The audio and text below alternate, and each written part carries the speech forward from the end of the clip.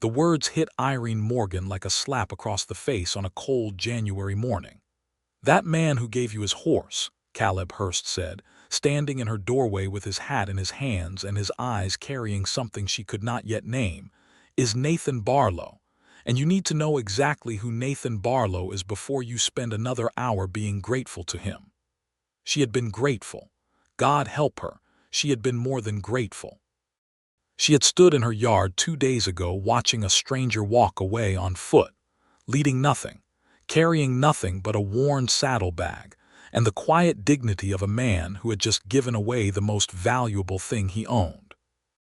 Her children had pressed against her skirts, all three of them, and the youngest, little me, had waved at the man's retreating back even though he never turned around to see it. Irene had thought about him every hour since. She had thought about the way he moved, the careful deliberateness of it, like a man who had learned long ago that stillness was its own kind of armor. She had thought about his eyes, which were the deep brownish gray of storm clouds over the Texas Panhandle, and the way they had studied her face when he handed over the reins, as if he were committing something to memory he knew he would never get to revisit. She had thought, this is what a good man looks like. And now Caleb Hurst, who owned the biggest spread of land between here and Amarillo, was standing in her doorway with his jaw set like iron, and his eyes carrying the weight of a secret he had clearly been turning over for 2 full days before deciding to bring it to her. "You had better come inside," Irene said quietly, and her voice was steadier than she felt. She had learned to make her voice steady. She had learned that in the year since Thomas Morgan died and left her with 3 children, 40 acres of dry Texas soil, and a debt she could not pay. Steadiness was the one resource she had in abundance. Everything else was running thin. Caleb sat at her kitchen table and turned his hat in his hands, around and around, the way men do when they are working themselves towards something hard to say. "Nathan Barlow rode with the Cutter gang," he said at last. "6 years ago, maybe 7, he was one of the most wanted men in the territory. They robbed the cattlemen's bank in Lubbock. They hit the mail stage coming out of Abilene. 2 men were killed in that stage robbery, Irene. 2 good men." She sat very still. "He served time," Caleb continued. 4 years in Huntsville, got out in '89. Since then, from what I can piece together, he has been drifting, working odd jobs, staying away from trouble as far as anyone knows. He finally stopped rotating his hat, but a man does not undo what he has done just by drifting around Texas looking peaceful. Irene looked at her hands, folded on the table in front of her. "Why are you telling me this?" she asked. "Because you were looking at him," Caleb said, and his voice was not unkind, but it was very direct. "I saw you from the ridge. I saw the way you looked at him when he handed over that horse." The silence stretched between them like a wire pulled too tight. "Thank you, Caleb," she said carefully. "I appreciate you telling me." He left his hat on and nodded once, rose from her table and walked back out into the dry autumn air of 1891. She watched him ride away on the big roan mare he favored, and then she sat alone in her kitchen for a long time. She thought about what Caleb had said. She thought about 2 men on a mail stage who had died for money they were not even carrying for themselves. She thought about Huntsville prison and what 4 years of that kind of darkness did to a man, or did not do. She thought about a stranger walking away from her on foot, having given his last good horse to a widow he had never met before in his life. And she thought about whether the word good could mean anything at all if the people who carried it had to earn it only once. Then she thought, I need to find Nathan Barlow. She was not entirely sure what she intended to say to him when she did. To understand how a stranger with a dark past came to be the salvation of everything Irene Morgan was fighting to hold together, you have to go back 3 days before Caleb Hurst arrived on her doorstep. You have to go back to a Tuesday morning in late October, 1891, when the sky over the Texas Panhandle was the color of old pewter, and the wind carried the first real bite of coming winter. Irene had been trying to get to Clarendon, 40 miles. With 3 children and a wagon horse that had been going lame for 2 weeks, She had been trying to make the trip to Clarendon to see the banker named Otis Dewey, who held the note on her property, and who had been sending letters with increasing impatience for the past 3 months. She needed to make a payment arrangement. She needed to look him in the eye and convince him that 40 acres of dry Texas land and the determination of one woman were worth more than his lawyers and his foreclosure notices suggested. The wagon horse, a gray gelding named Button who had been Thomas's horse before it became hers, gave out 5 miles from town. Not dramatically, not with any kind of sudden collapse, just a steady refusal to put weight on the left foreleg, accompanied by a trembling in the fetlock that told her what she already knew. Button was finished as a working animal. He needed rest and doctoring that would take weeks, and she did not have weeks. She had Otis Dewey's deadline. She had been standing in the road, one hand on Button's neck and the other pressed flat against her own sternum the way she did when she was trying to breathe through something that felt unsurvivable, when she heard hoofbeats. The man who rode up was not the kind of man you would call comfortable looking. He was tall even on horseback, lean in the way of someone who had spent a long time working hard and eating inconsistently. His coat was dark and had seen better decades. His horse, however, was something worth looking at. A bay mare with strong hindquarters and a coat that caught the thin October light like something expensive. An animal in her prime. An animal that represented, in purely practical terms, probably everything this man owned. He pulled up alongside her wagon and looked at the situation with the quiet assessment of a man who had seen hard circumstances before and was not frightened by them. "Horse going lame," he said. "Yes," she said. She was not a woman who wasted words when she was scared. "You trying to get to Clarendon?" "Yes." He looked at her 3 children sitting in the back of the wagon with their coats pulled tight and their eyes wide. He looked at Button's trembling left foreleg. He looked at the sky, which was beginning to carry the kind of low pressure that meant real weather by nightfall. "My name is Nathan Barlow," he said. "I am going to trade you horses." She blinked. "I beg your pardon. Your horse can't make Clarendon." "Mine can. We will trade."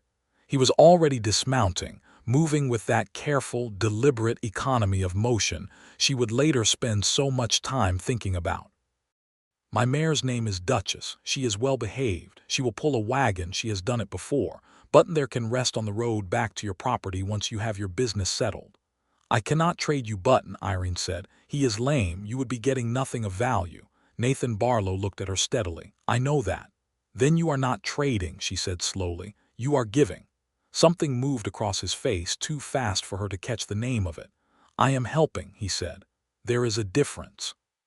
She wanted to argue.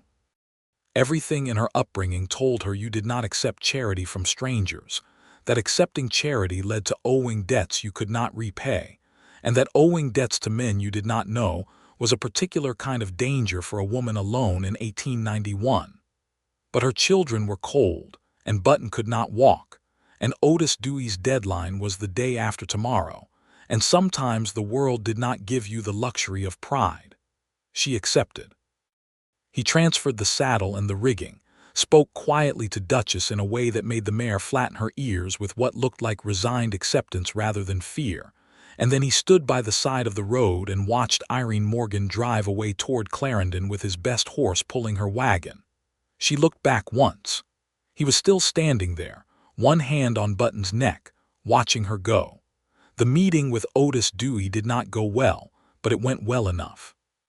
He was a small, pink-faced man who smelled of hair tonic and spoke to her as if her intelligence were about equal to the desk she was sitting across. He gave her 2 months.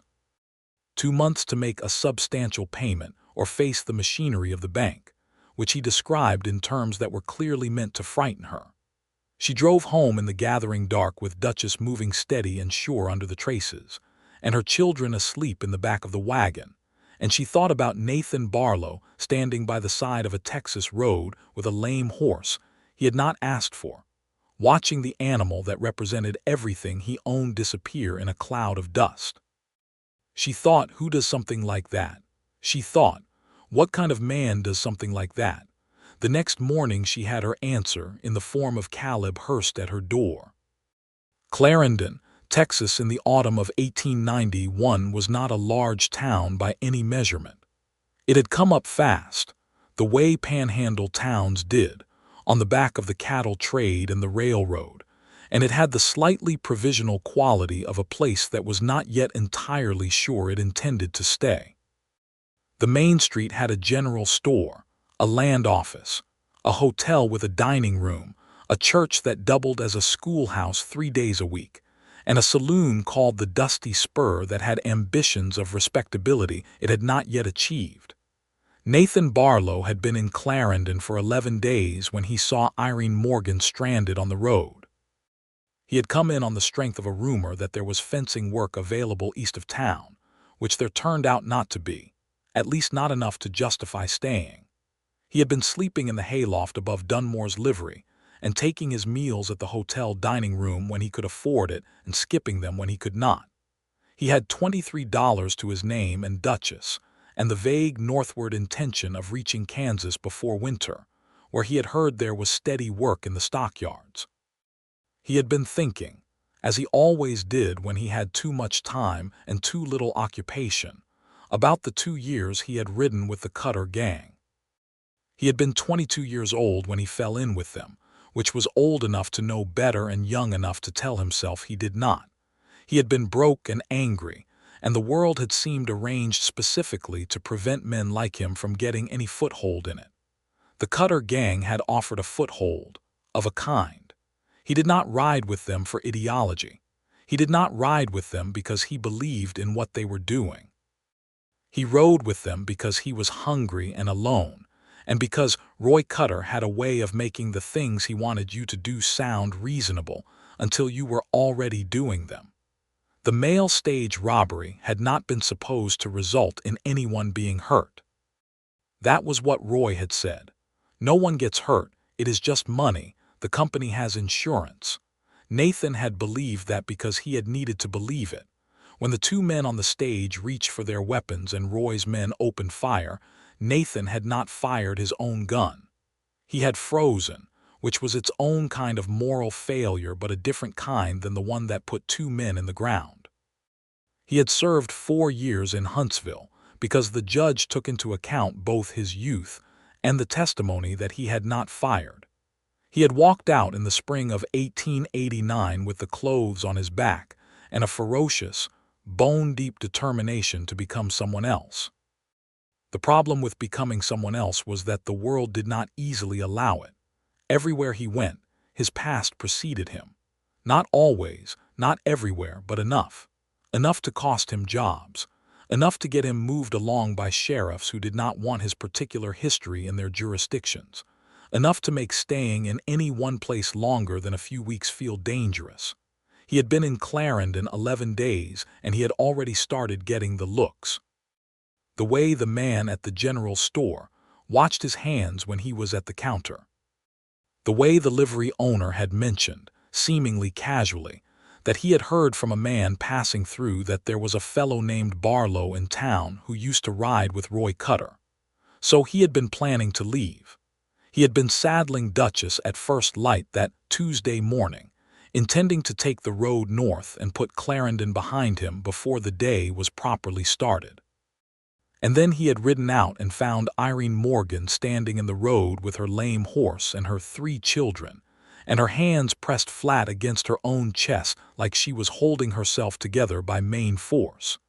He had not planned to give her Duchess. The decision had arrived fully formed, the way certain decisions did, without preamble or negotiation. He had looked at her situation and he had looked at his horse, and the math had been simple and devastating, and somehow also the clearest thing he had felt in years. He had walked back to Clarendon, leading Button, whose lameness turned out to be a matter of a stone bruise that was already improving by the next morning.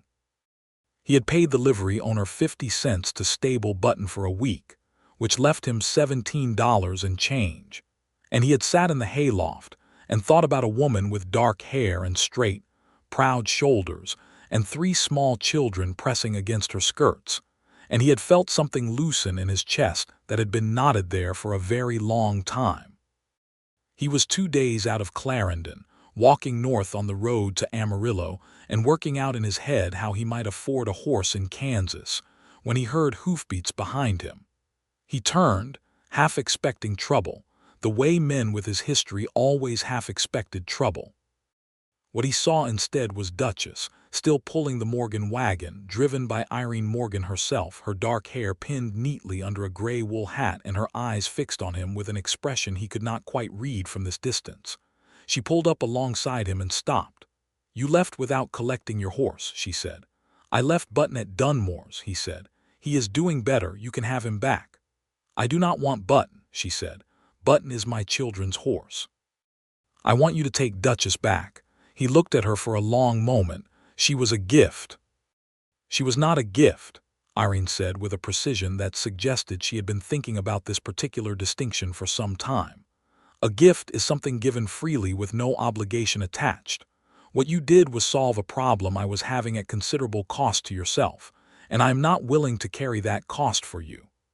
"Mrs. Morgan," he said, and the fact that he knew her name told her that Clarendon was, in fact, the small town she had always known it to be. "I gave you that horse because I wanted to, not because I wanted anything from you." "I know that," she said. "That is actually the part that makes it hardest to accept."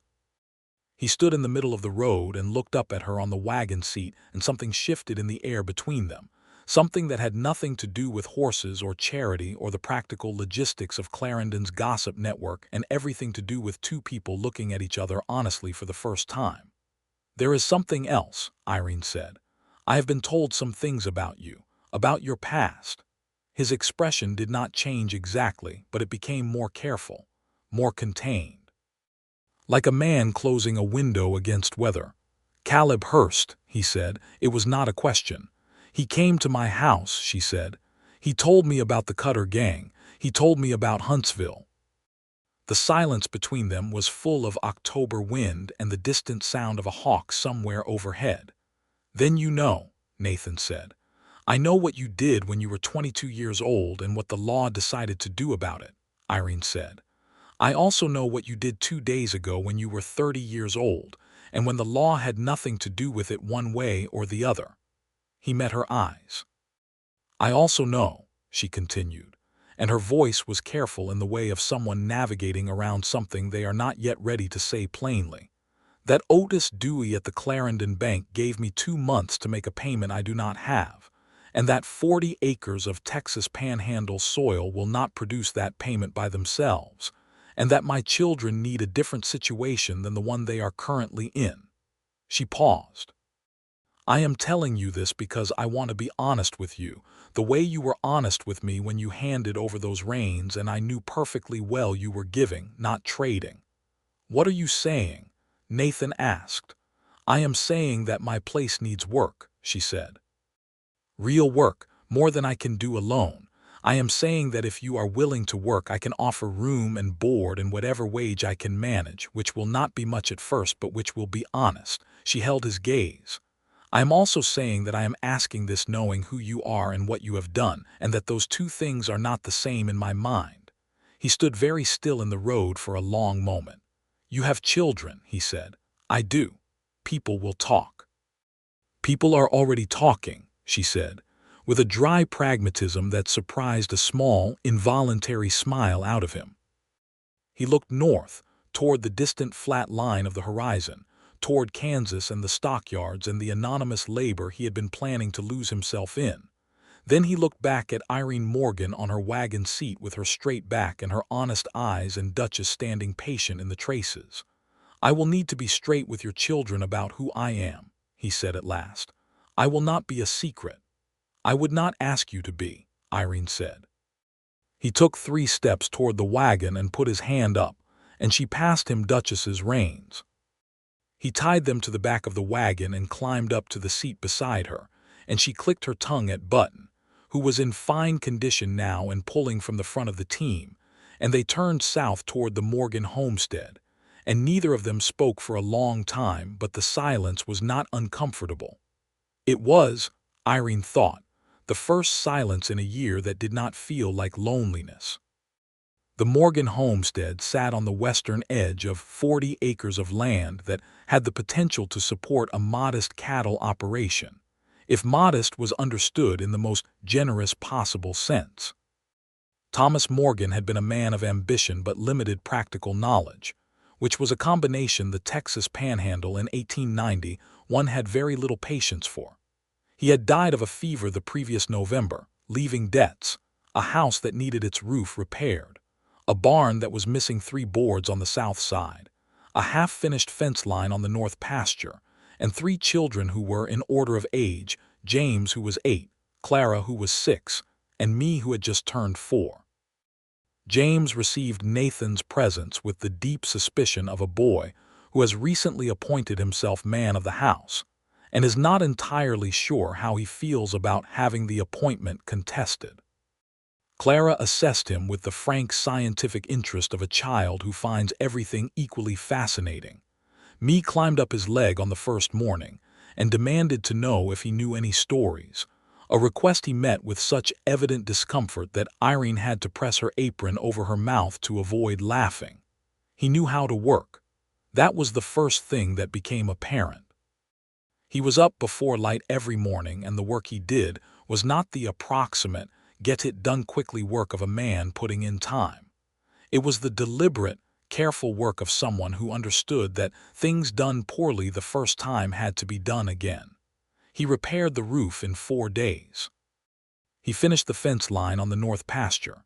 He found 3 fence posts that were already rotting at the ground and replaced them before they could become a problem. He was quiet around the children at first, careful, like a man who had learned caution around small things.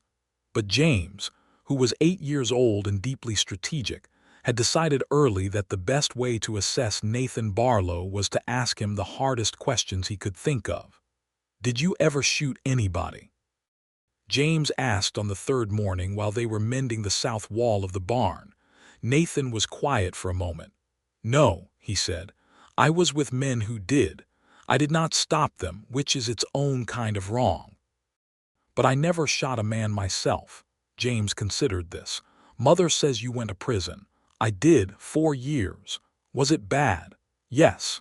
James was quiet for a while, handing nails when they were needed. Then he said, "My father used to say that a man is what he does, not what he did." Nathan looked at the boy with an expression that James was too young to fully decode, but that Irene, who had been listening from the other side of the barn wall while pretending to sweep, recognized immediately as the look of a man receiving something he had not known he needed. "Your father sounds like he was a wise man," Nathan said. "He was not always wise," James said seriously. "He made some bad decisions about cattle, but he was good." "That sounds about right," Nathan said, "for most of us." The 2 months that Otis Dewey had given her were 35 days old, and Irene had $40 saved from the egg and butter money, and 3 weeks of calculations on the back of every piece of paper she could find when Nathan came to her with a proposal. They were sitting on the porch in the thin November sunlight, which was the warmest part of the day now, and she had a cup of coffee, and he had a cup of coffee, and they had been sitting in a comfortable quiet for 20 minutes, which was something that had developed between them gradually without either of them quite deciding to let it happen. "I need to talk to you about the money situation," he said. She looked at him. "All right. I have been going over the numbers," he said. "The way you have this land laid out, you could run 30 head of cattle comfortably, maybe 35 with the north pasture fully fenced. If you had the cattle, you could make enough from the fall sale next year to clear the bank note entirely." "I do not have 30 head of cattle," Irene said. "I have 6. "I know." He turned his coffee cup in his hands. "I have $14. "Nathan, let me finish. I know a man in Amarillo named Garrett who runs a small breeding operation. He will sell on credit to the right buyer, meaning someone who can demonstrate they have land and infrastructure and a real plan." He looked at her steadily. "I think we can make that case." Irene set down her coffee cup. "The place is coming along," he said, not quite meeting her eyes now. "The barn is solid. The fence line is done. If we put in a windmill before spring for the water situation in the south pasture, you would have enough to carry 30 head through the summer." She was quiet for a moment, thinking about the word "we" and the way he had used it, not as a negotiating tactic but with the simple, unconscious ease of a man who had started thinking of himself as part of something without entirely noticing when it had happened. "You have been here a month," she said carefully. "I know. You could leave any time." "I know that too," he said, and now he did meet her eyes, and there was something in his that was absolutely direct and absolutely serious. "I am not planning to." The words sat between them in the November sunlight, carrying more weight than their face value. Irene looked at her hands. She looked at the fence line Nathan had built, straight and solid as anything Thomas had ever managed. She looked at the barn that no longer had a gap in its south wall. She looked at the house whose roof no longer admitted the weather. "We should talk to Garrett," she said at last. His expression did not change dramatically, but something in the set of his shoulders relaxed, and she filed that away alongside all the other small things she was filing away about Nathan Barlow. The way he moved, the way he listened, the way he had told her children the truth about himself in simple, honest language when James asked, and the way he had waited for their judgment without trying to manage it. She had been telling herself this was a practical arrangement. She had been telling herself she was a widow with debts and responsibilities, and the luxury of romantic feeling was one she could not afford. She had been telling herself these things with decreasing conviction for about 3 weeks now. The trip to Amarillo took 2 days each way. Nathan drove the wagon and Irene sat beside him, and they talked in the unhurried way of people who have established that they have something to say to each other. She told him about growing up in East Texas, in a family of teachers who had thought her choice to marry a rancher somewhat eccentric. He told her, carefully and honestly, about growing up in Oklahoma Territory, in a family that had fallen apart when he was 14, and that he had been managing on his own since then, which explained a great deal about how he had ended up at 22 years old making the decisions he had made. "Did you ever think about going back," she asked, "to where you grew up?" "There is nothing to go back to," he said. "My mother passed while I was in Huntsville. My father was gone before that. Going back would just be standing in an empty place." She said nothing for a moment. Then, "I am sorry about your mother." He nodded once, the way people do when they have made their peace with something but the peace is not comfortable. "The hard thing," he said after a while, "is knowing that she knew about what I had done. She knew before she died." He was looking at the road. "That is the one I carry." "She also knew you before that," Irene said quietly. "She knew who you were before the Cutter gang, and she knew who you were trying to be afterward. Mothers tend to hold all of a person at once." He looked at her then, a long look that she felt in the center of her chest. "You are very generous," he said, "for someone who has every reason to be otherwise." "I am practical," she corrected him, but gently. "Generosity is what you have left over after the practical needs are met. I am still working on the practical." He almost smiled. She was becoming familiar with his almost smiles, the way they arrived at the corners of his eyes a half-second before his mouth caught up with them. Samuel Garrett turned out to be a leathery man in his 60s, who had been running cattle in the Panhandle since before Clarendon existed, and who assessed situations with the blunt efficiency of someone who had no time for pretense. He looked at Nathan's hands, which told their own story, and he looked at the paperwork Irene had brought, and he looked at the two of them together in a way that made Irene want to straighten her spine. "You the widow Morgan?" he asked. "I am Irene Morgan," she said, with a precision that made Garrett's mouth twitch. "And Barlow here," Garrett said. "You used to ride with Roy Cutter." "I did," Nathan said. Garrett looked at him for a long moment. "Roy Cutter is dead," he said. 2 years now, you know that." "I heard." Law caught up with him outside of San Angelo, him and 3 others. Garrett leaned back in his chair. "You got out before that particular ending." "I got out before," Nathan agreed. He did not add anything, and Irene appreciated the restraint of it, the refusal to manage the narrative any more than necessary. Garrett was quiet for a long moment, looking at the papers on his desk. Then he looked up. "I will sell you 20 head on credit," he said, at $8 a head with a note payable at first sale. You lose any, that is your loss not mine, but I will charge no interest if you clear it within 18 months. He looked at Nathan. I am doing this because I knew a man once who did something terrible when he was young and spent 30 years trying to deserve the second chance he gave himself. He is buried outside of Childress, and people in that town still talk about him like he hung the moon. He folded his hands. Everybody starts somewhere. Irene felt something shift in the room, something quiet and significant.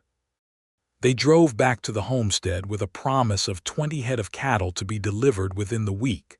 And the night was cold, and the stars over the Panhandle were extraordinary. The kind of stars that looked close enough to feel them against your skin, and neither of them spoke much for the last 10 miles. But somewhere in the last 10 miles, on a dark Texas road under those extravagant stars, Nathan's hand found Irene's where it rested on the wagon seat between them, and he did not say anything, and she did not say anything, and neither of them moved their hands for the rest of the drive. It was not nothing. They both knew it was not nothing. Caleb Hurst came back. He came back on a Thursday morning in late November, and this time he did not have his hat in his hands. He had 2 men with him, men she recognized as being employed on his spread, and he had an expression she had not seen on him before, something tight and deliberate and carrying an edge she did not entirely like.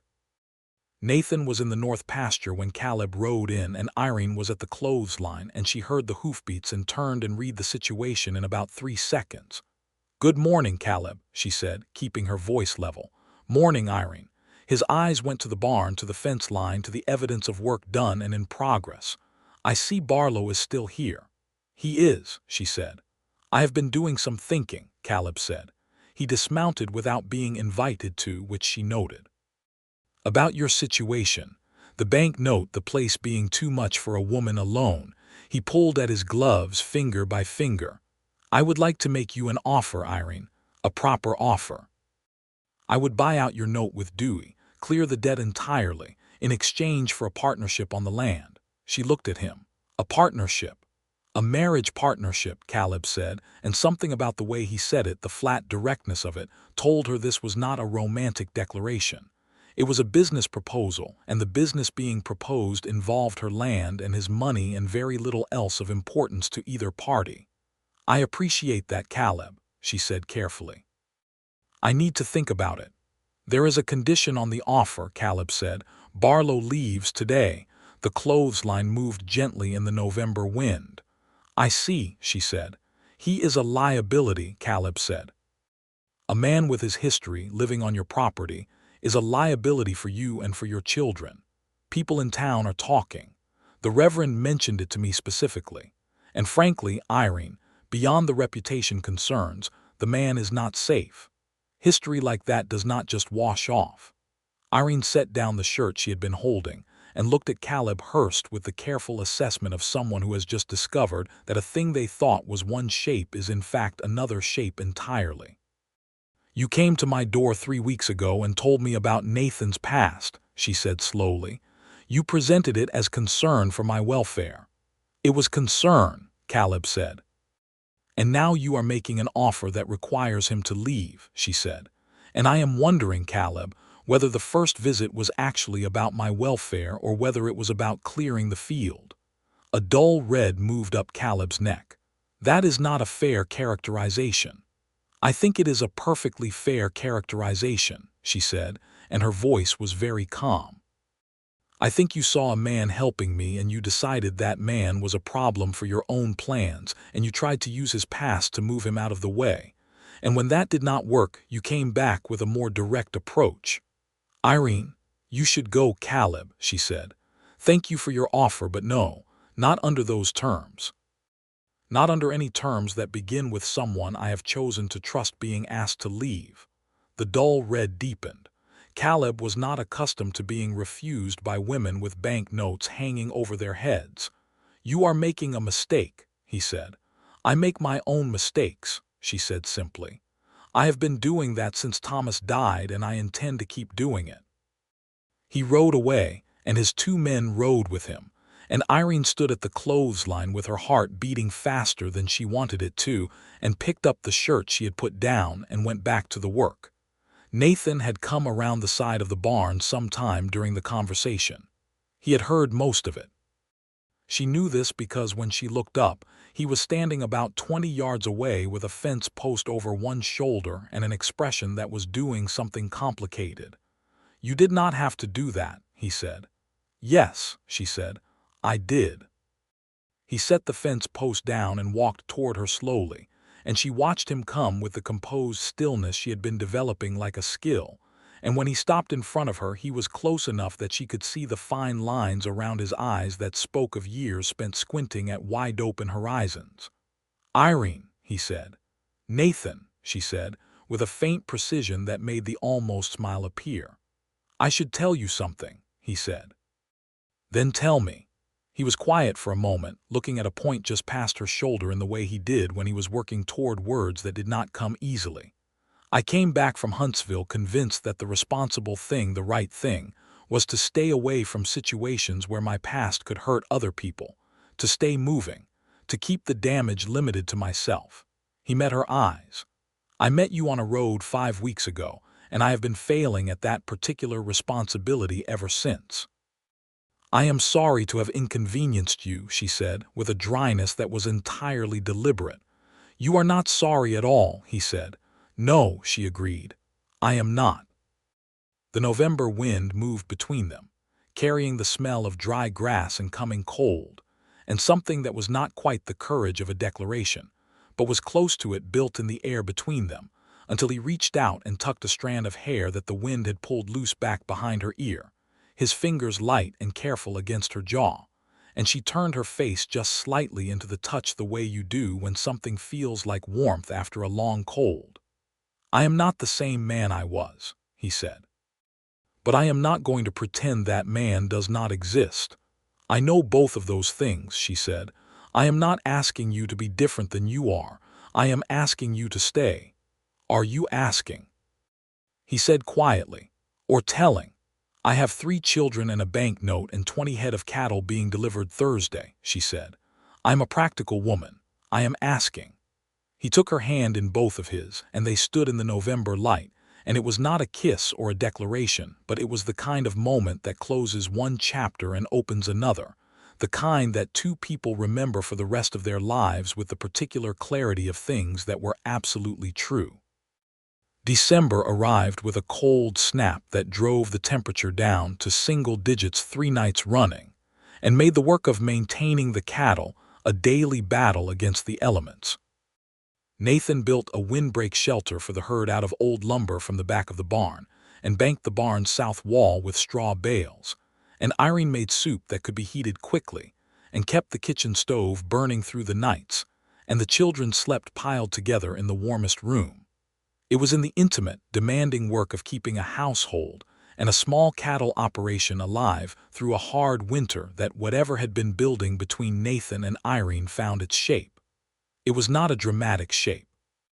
It was the shape of daily life shared between 2 people who had each learned the hard way that love, if it was worth anything, showed up in the ordinary moments, and not only the extraordinary ones. He read to the children in the evenings, which had been James's suggestion, the boy having apparently decided sometime in November that Nathan was someone worth knowing. He was not a natural storyteller, Nathan, but he was patient and he made the words matter, and Clara inevitably fell asleep against his arm while me asked questions about characters that had nothing to do with the story and James tried to look like he was not enjoying himself. Irene watched from across the room, with her mending in her lap and the lamplight warm on everything, and she thought about the word home, and what it required, and whether it was something built or something found, or whether the truest answer was that it was built by the right people finding each other. He caught her watching one evening and did not look away, and the moment extended past what was comfortable and into something else, something that had a different temperature than comfort, and me chose that moment to ask with devastating 4-year-old directness whether Nathan was going to be their new father. The silence that followed was the most particular silence Irene had experienced in recent memory. James, to his credit, said nothing, though his ears turned red. "Me," Irene said carefully.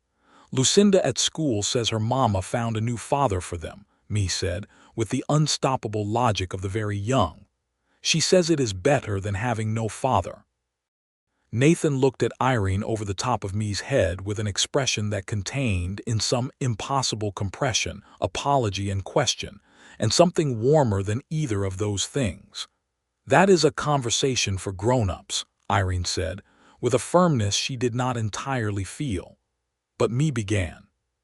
"Stories," Nathan said, with the gentle directness he had developed from managing Me's digressions.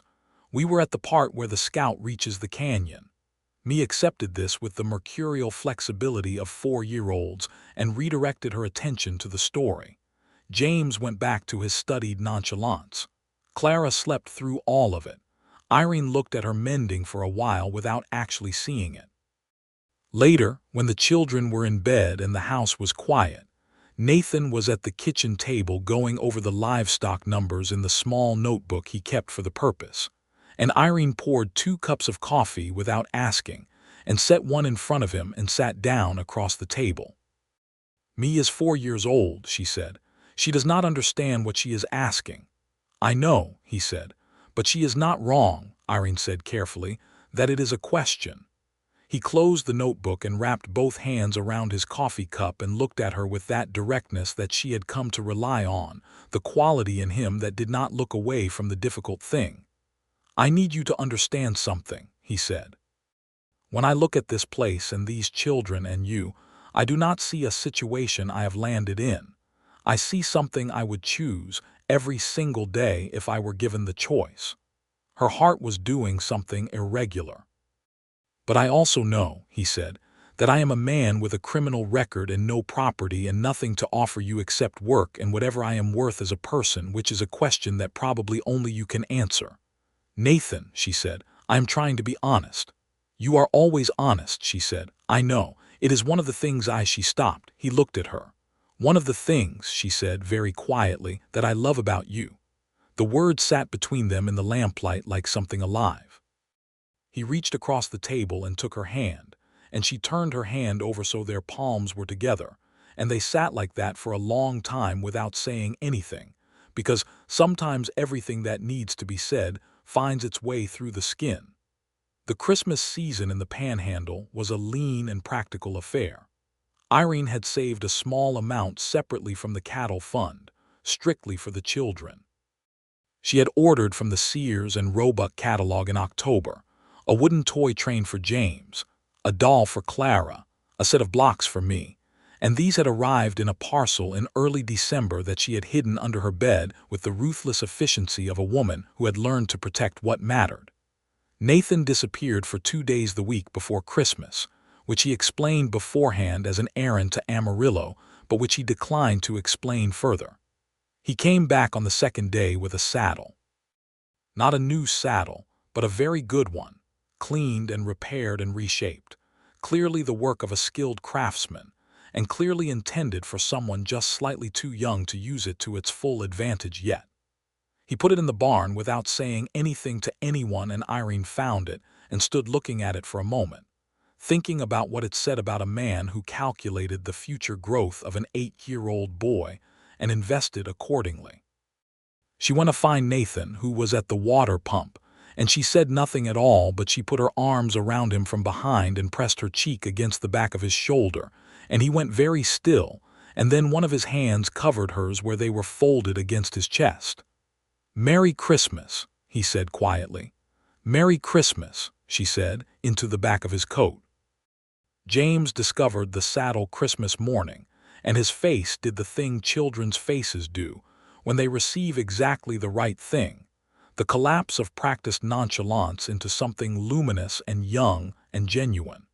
He looked at Nathan with eyes that said more than he would probably say out loud for years. "Thank you," he managed. "Merry Christmas," Nathan said.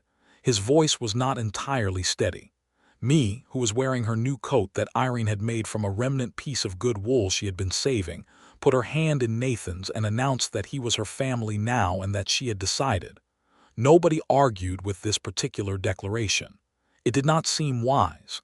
The banknote was due in February, and the cattle numbers were promising, but the timeline was tight.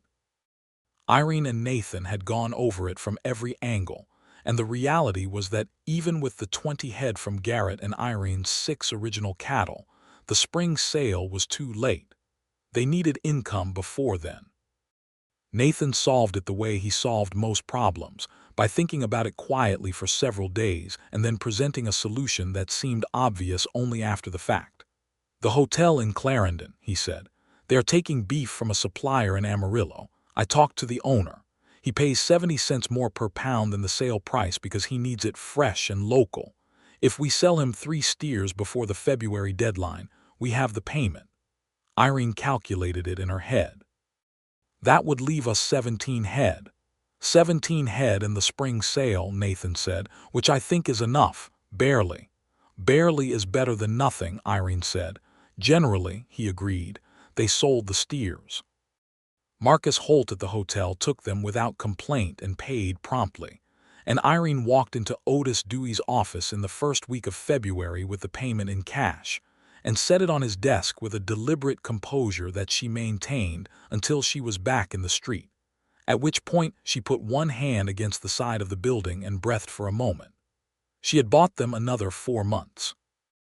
In March, she and Nathan sat on the porch in the thawing air and talked about the spring sale with a detail and optimism she had not felt since before Thomas died, and at some point in the conversation she realized they were discussing the future not as something to be survived, but as something to be built, and that this was an entirely different category of conversation that she had not expected to be having again.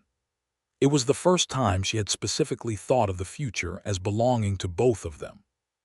In April, the spring sale came and went, and the numbers were good. Not extraordinary, but solid. Garrett was paid his note in full, which he acknowledged with a handshake and a look at Nathan that carried the particular respect of one practical man for another.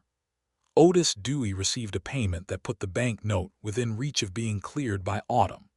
Irene spent 1 hour sitting at her kitchen table with the numbers in front of her, and the feeling in her chest of something that had been underwater for a very long time finally breaking the surface. Nathan found her like that when he came in from the afternoon's work, still dusty from the ride and carrying his hat, and he stopped in the doorway looking at her. "Good news," he said. "Very good news," she said. He smiled, a full one this time, not an almost smile, and it was the kind of thing you could orient by, like a landmark on a flat horizon. She stood up from the table and crossed to him, and took his face in both hands and kissed him, which was not technically the first time that had happened because there had been a January evening on the porch when the cold had been their excuse for standing very close, and the starlight had done the rest. But this was the first time she had done it deliberately and in full daylight with her eyes open, and knowing exactly what she meant by it. His hands found her waist and pulled her in, and he kissed her back with the same careful, deliberate thoroughness he brought to everything, and it was Clara who broke the spell by walking through the door at precisely the wrong moment and stopping with her eyes wide. "Are you kissing?" Clara demanded. "Yes," Irene said, with a composure she heroically maintained. Clara considered this. "Is Nathan going to be our father now?" she asked, with the same pragmatic directness that apparently ran in the family. Nathan looked at Irene over Clara's head, with an expression that was at once terrified and asking. "That," said Irene, addressing Clara while keeping her eyes on Nathan, "is something Nathan and I are going to discuss." Clara nodded as if this was satisfactory and left the kitchen. Nathan looked at Irene. "Irene," he said. "Nathan," she said. "I would like to discuss it," he said. "So would I," she said. He took her hand very formally as if beginning a negotiation, and she suppressed a smile. "I am a man with a criminal record," he said. "You have mentioned that. And no property. You have mentioned that too, and no family to speak of." "You have a family," she said.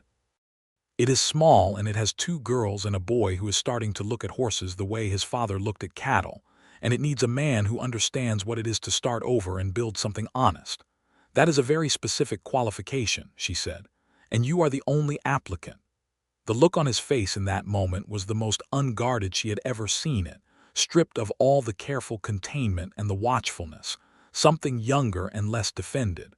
"Will you marry me?" he said, and his voice was not entirely steady. "Yes," she said, "absolutely yes." He pulled her close and held her, not kissing this time but just holding, the way you hold something you have been afraid of losing before you had it, and she felt his exhale against her hair, and she closed her eyes and thought, "Here. This is where the ground is solid." The wedding was in June of 1892, in the church that also served as the schoolhouse, performed by the Reverend McIntosh, who was a man of broad enough theological views to marry a widow and a former outlaw without excessive editorial comment. The congregation was small. Samuel Garrett attended, and the Holt family from the hotel, and a few of the neighboring homestead families who had come to know Irene over the past year and who had, one by one, made their own assessments of Nathan Barlow and found them acceptable. Caleb Hurst was not there. He had sold a portion of his eastern pasture and was pursuing other interests, or so Irene had heard from the feed store owner. She wished him no particular harm. James served as something that was not quite a ring bearer and not quite a groomsman, but was understood by everyone to be the most important role in the proceedings. He carried himself with an 8-year-old's grave dignity, and held the ring with both hands as if it were an object of national importance. Clara wore a blue dress that Irene had made from a bolt of fabric she had been saving for something sufficiently important, and declared herself the most beautiful person present, which nobody contested because she was correct. Me spent the ceremony holding Nathan's hand on one side and Irene's on the other, as if her physical presence were the mechanism by which the marriage would hold. Nathan wore the best coat he owned, which was not the old dark coat but a newer one, dark blue wool, that Irene had found for him at the dry goods store in Amarillo on one of their supply trips. He had looked at it with the expression of a man who is not accustomed to people doing things for him without a negotiation preceding it, and she had told him to try it on without argument, and he had, and it fit the way things do when they were made for you even if nobody knew it at the time. Standing beside him at the altar, with Reverend McIntosh's sonorous voice filling the small church and the June sunlight coming through the windows in long, warm angles, Irene felt the past year move through her in a way that was almost physical. The fear after Thomas died, the loneliness of it, the weight of the debt and the children and the 40 acres and the constant calculation of what could be saved and what had to be released. And then a Tuesday morning in October, and a man on a bay mare, and a decision he made in about 30 seconds that had reoriented everything.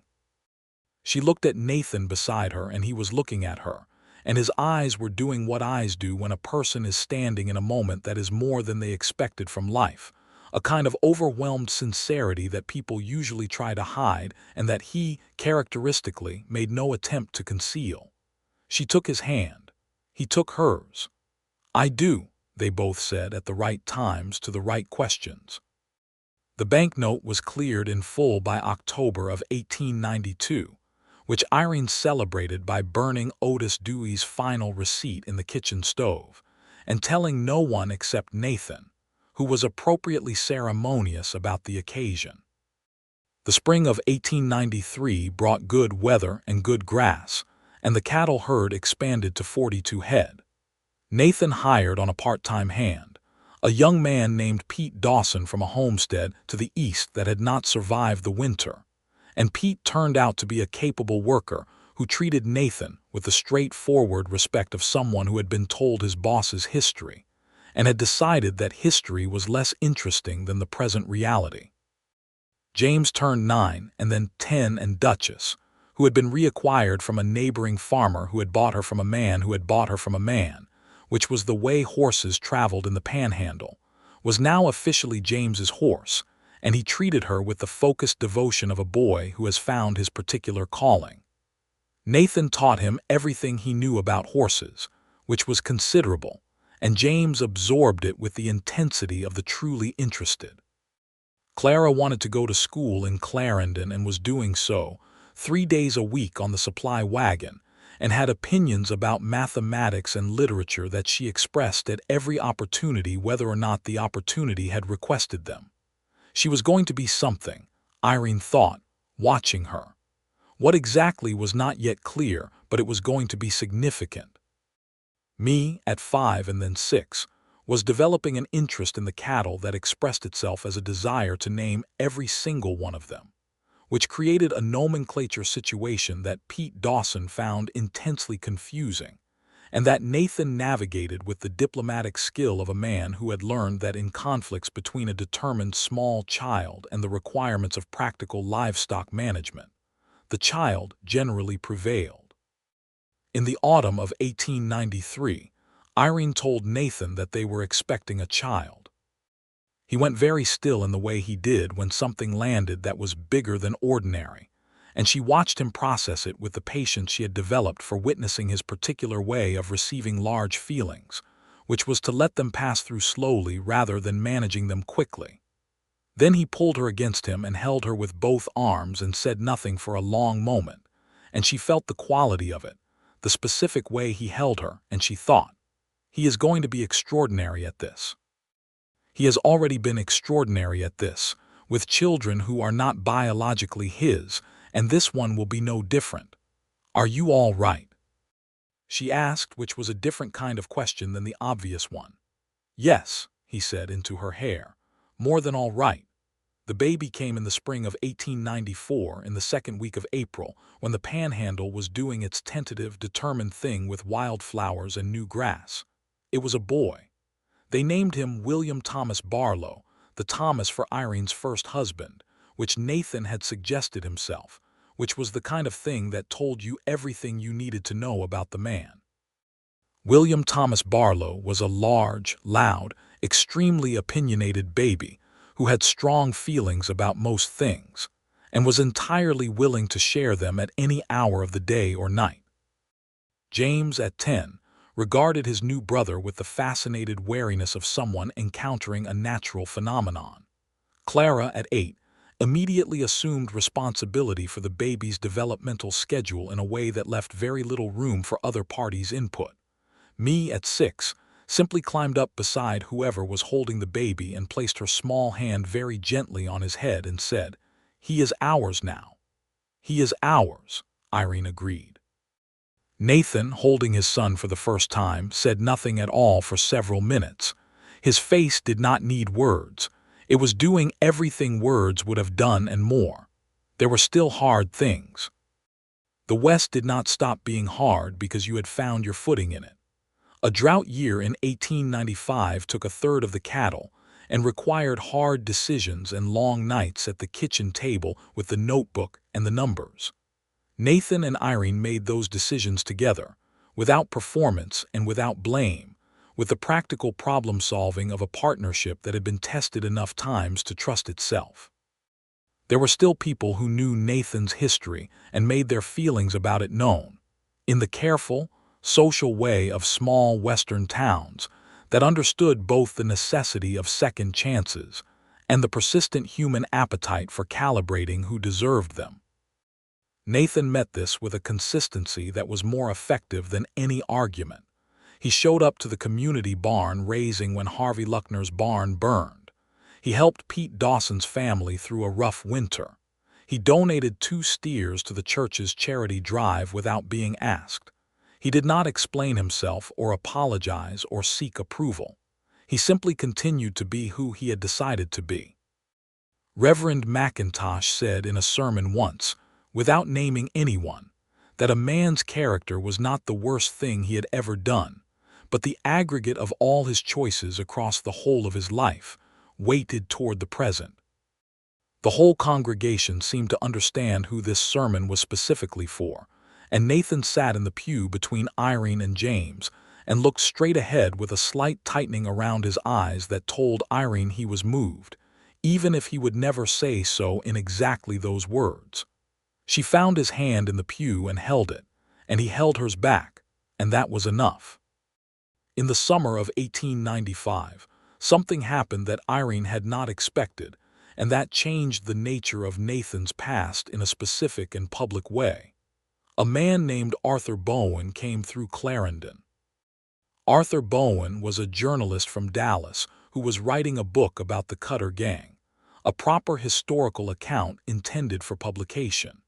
He had been traveling the territory interviewing anyone who had any connection to the gang, and he found Nathan through a combination of county records and persistence. He arrived at the homestead on a July afternoon when the heat was extraordinary and everyone's patience was thin, and Nathan received him with a careful courtesy that Irene recognized as the courtesy of a man who has learned to be very polite to situations he cannot control. "I want to write an accurate account," Bowen said. He was a young man, earnest, with ink-stained fingers. "Not a sensational one. The gang is dead. Roy Cutter is dead. The people who were hurt deserve the truth told properly." "What do you want from me?" Nathan asked. "Your account," Bowen said, "what it was like from the inside, what happened at the Abilene stage specifically, because the accounts have been contradictory." Nathan was quiet for a moment. Then he said, "The two men who were killed, do you know their names?" Bowen named them. "Their families," Nathan said. "Are they still in the territory?" Bowen said one family was in Abilene still, a widow and grown children. Nathan looked at Irene, who looked back at him with the full awareness of what he was about to do before he said it. "I want to write a letter to the widow," he said. "Before anything else, I want her to know that one of the men who was there that day has never stopped knowing what happened and is sorry for it. Not as a strategy, just because she deserves to know it." He looked at Bowen. "Then I will talk to you." The letter took him a week to write. He wrote it by hand, 8 drafts on paper that was expensive enough that Irene noticed the volume of sheets he went through and said nothing about the cost, because the cost was not the point. He read it to her when it was finished. She cried quietly at the kitchen table while he watched her with the expression he wore when he was most afraid of her judgment and most in need of her honesty. "It is right," she told him. "It says exactly what it should say and nothing more and nothing less." He sent it to Abilene through Bowen. 3 weeks later, a letter came back. The widow's name was Grace Elmore, and she was 67 years old, and her letter was short and direct, and told Nathan that she appreciated his words, and that she had made her peace with what had happened many years ago, and that she hoped he had done the same, because hatred between the living and the dead served nobody. Nathan read the letter 3 times at the kitchen table, and then folded it and put it in the small cedar box where he kept the few things of real personal importance to him. "Okay," he said, to no one in particular, or perhaps to himself. Irene put her hand on his back between his shoulder blades and left it there. Bowen's book was published the following year and included 3 pages on Nathan Barlow that were, as promised, accurate rather than sensational. In those 3 pages the author made the point, carefully and without editorializing excessively, that Nathan had not fired during the stage robbery and had cooperated fully with the law and served his sentence, and had, in the decades since, built a life of sufficient substance that several people in the town of Clarendon had insisted on being interviewed about him, not because he had asked them to, but because they had their own opinions about what he had become and wanted them on record. Garrett was one of those people. He had told Bowen, apparently, that Barlow was the best judge of cattle and character he had met in 30 years of doing business, which was a sentence Nathan read and then looked away from, out the window at the yard where William Thomas was learning to walk with the unstable, determined energy of a 14-month-old boy, and James was leading Duchess in slow circles for William to watch, and Clara was explaining something to me with the gestures of a schoolteacher. "You are embarrassed," Irene said. "I am not embarrassed," Nathan said. "You are looking away from the page the way you do when you are embarrassed. I am looking at the children." "You are looking at the children because you are embarrassed." He turned back and looked at her with the mock severity he had developed as a response to her precision, and she met it with the equanimity she had developed as a response to his mock severity, and the whole exchange lasted about 5 seconds before they were both smiling, which was generally how those exchanges ended. By 1897, the Morgan Barlow spread, which had been operating under that combined name for 2 years, was the most successful small cattle operation in the eastern Panhandle. Not the largest, not the most famous, but consistently profitable and well-regarded in the kind of quiet way that does not make newspapers, but does make neighbors trust you with their problems. They had also expanded the house. Not grandly, but practically. 2 more rooms added to the back, so that each child had their own space, and the kitchen was large enough to function as the family gathering place it had always been trying to be. Nathan had done most of the construction himself, with Pete Dawson's help and James's increasingly competent assistance, and the new rooms had the same solidity as everything else Nathan built, the quality of work done by someone who intends it to last. Irene was expecting again, which she told Nathan on a February evening when the house was quiet and the children were asleep, and they were sitting by the kitchen stove in the particular peace that late evenings had taken on in their life together. He looked at her over his coffee cup with the same careful stillness he always showed when receiving large news. "Again," he said. "Again," she confirmed. "That will be 5, he said, with the wondering arithmetic of a man who had grown up with no family to speak of and was still, 6 years into this life, occasionally surprised by the accumulation of it. 5, she agreed. He reached across and took her hand and turned it over and looked at it as if he were reading something there, and she watched him and thought, for perhaps the 10,000th time, about a Tuesday morning in October, and a man on a bay mare making a decision in 30 seconds that had reoriented everything. "Nathan," she said. He looked up. "I want to tell you something," she said. "I have been thinking about how to say it for a long time, and I think the right way is simply to say it." "Then say it," he said gently. "You gave me your horse," she said, "on a road in October of 1891 when you had nothing and I was a stranger. You gave me the most valuable thing you owned, and you walked away on foot, and you did not ask for anything." "Irene, let me finish," she said. "I know about the Cutter gang. I know about Huntsville. I know about the mail stage and the 2 men who died and all the years you spent trying to become someone who had not done those things. I know all of that." She held his gaze. "And I also know that the man who gave a widow his last good horse in October of 1891 is the same man who is sitting across from me right now, and that man is the best man I have ever known. Not because he has no past, not because he has managed to appear better than he is, but because he is exactly what he appears to be, which is someone who has decided what kind of person he wants to be and has not stopped deciding it every single day for as long as I have known him." The kitchen was very quiet. The fire in the stove made its small sounds. Nathan's jaw moved once, the way it did when he was containing something too large for quick release. "You are going to make me entirely useless as a practical man," he said roughly. "You are the most practical man I have ever met," she said. "Irene, Nathan."